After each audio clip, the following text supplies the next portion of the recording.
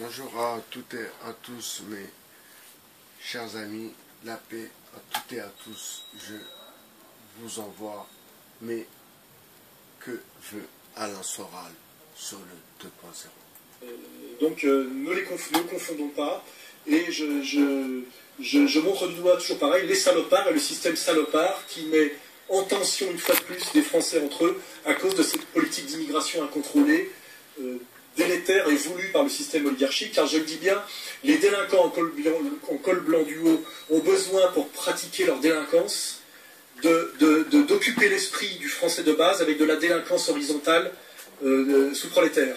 Donc la délinquance sous-prolétaire, qu'elle soit Rome, qu'elle soit, on va dire, je sais pas quoi, collabeur, islamo-racaille, tout ce que vous voulez, est voulue par la délinquance du haut. Et cette délinquance du haut, elle est très très largement identifiée sur le plan effectivement communautaire aussi. Voilà. Hein, c'est-à-dire que les territoires perdus de la République sont la volonté des territoires occupés de la République. Hein, si vous comprenez bien comment ça marche. Donc il faut, si on veut lutter contre l'un, il faut lutter contre l'autre, et c'est un problème qu'ils vont prendre globalement et dialectiquement, dans son unité. Hein, les gens qui vous disent oui mais ceux-là ils ne nous gênent pas au quotidien, c'est ceux-là qui gênent au quotidien, j'entends souvent ça de la part des identitaires, ceux-là qui nous gênent au quotidien sont voulus par ceux-là. Hein. Si on veut que ceux-là arrêtent de gêner au quotidien, il faut reprendre le pouvoir sur ceux qui ont le pouvoir. Or ceux-là sont des nuisibles mais ils n'ont pas le pouvoir. Hein. On peut dire ce qu'on veut des Roms ou des délinquants islamo-racailles, ils n'ont aucun pouvoir, ils ont juste un pouvoir de nuisance. De même que d'ailleurs les musulmans en France n'ont aucun pouvoir, je le rappelle. Hein. Ils ont un pouvoir de nuisance peut-être mais qui les dépasse et dans lequel ils sont instrumentalisés. Donc si on veut reprendre la main, c'est au pouvoir qu'il faut s'attaquer. Quand il y a un rebond. Mes très chers amis, cette interview est très très intéressante, ma foi, et je vais prendre un peu de temps à analyser, si vous voulez, le logiciel de ce monsieur.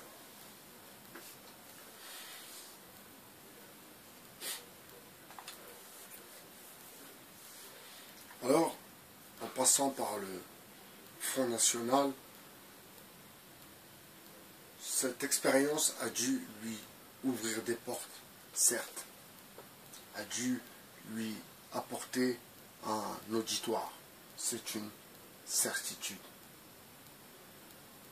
À l'intérieur de ce Front National, il y a bien sûr les gens de la bobostance. Donc, ceux qui se séparent et qui sont soraliens, donc un peu plus de gauche, soi-disant.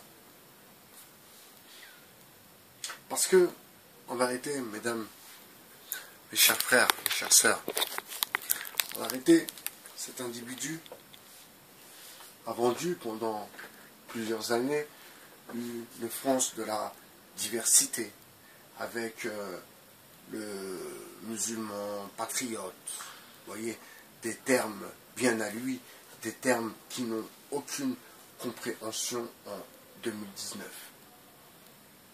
Donc, vous voyez, quand j'écoute cette vidéo qui a peut-être un certain temps et où il revient sur la problématique des Roms et du vivre ensemble, et dans ce reportage, il fait voir, il donne un droit de réponse à des habitants de Marseille, je crois, qui ont été faire une descente dans un camp de Roms.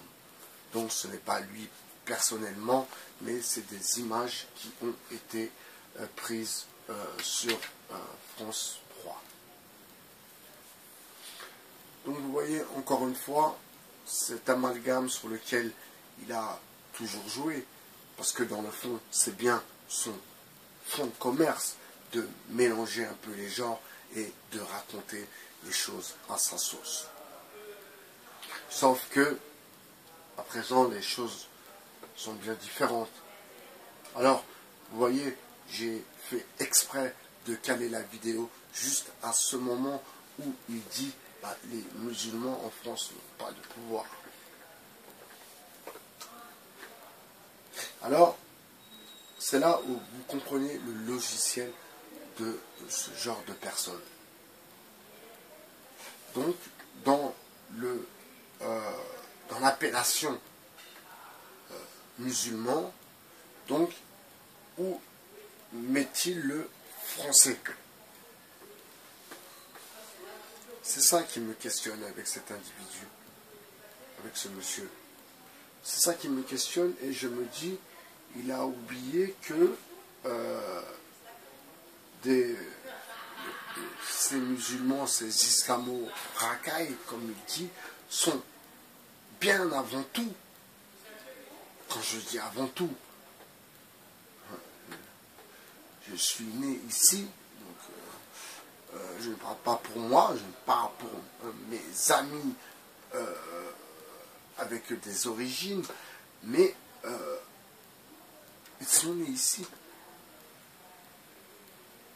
Donc, avant de nous parler des musulmans qui n'ont pas de pouvoir, au lieu de dire, oui, les musulmans ont un pouvoir qu'ils ignorent, ça serait peut-être un peu plus réfléchi. Et moi, je suis plutôt dans cette optique. Vous comprenez? Je suis plutôt dans l'optique où le musulman a un gros pouvoir, mais qu'il ignore totalement. Et vous voyez les querelles, les dernières querelles à 2 balles qui n'ont, dans le fond, apporté au débat juste un peu de construction et de révélation. À présent, nous savons qui nous sommes. Nous sommes français. Oui, mes amis. Nous sommes français. Et ça, c'est une chose sur laquelle on ne peut revenir. C'est factuel. Nous sommes français. Et nous connaissons très bien notre pouvoir. Comme il dit, les musulmans n'ont pas de pouvoir. Bien sûr que si ces musulmans n'étaient pas contrôlés par ces imams de la République qui sont cachés tels des mairies dans les mosquées de la République. Et oui, mes amis, si déjà ces individus qui représentent les musulmans, déjà si vous regardez qui représente la communauté musulmane, vous serez bien surpris. Alors moi, bien sûr, je ne prétends pas représenter la communauté musulmane, mais je tiens à représenter un Français de confession musulmane sur le 2.0. Alors, que voulait Alain Soral à ce moment? À présent, que veut-il? Je pense qu'il a assez gagné sa vie.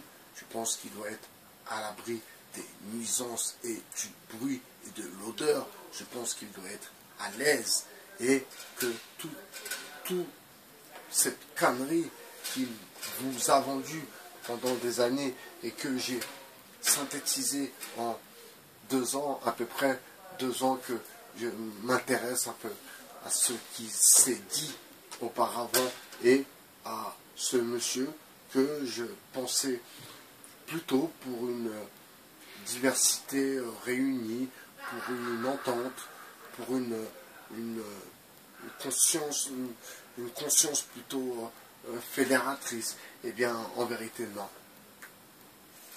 En vérité, non. Et d'ailleurs, il n'est pas le seul dans le même bateau, dans ce même bateau. Monsieur Dieudonné, bien sûr, est de la même merguez.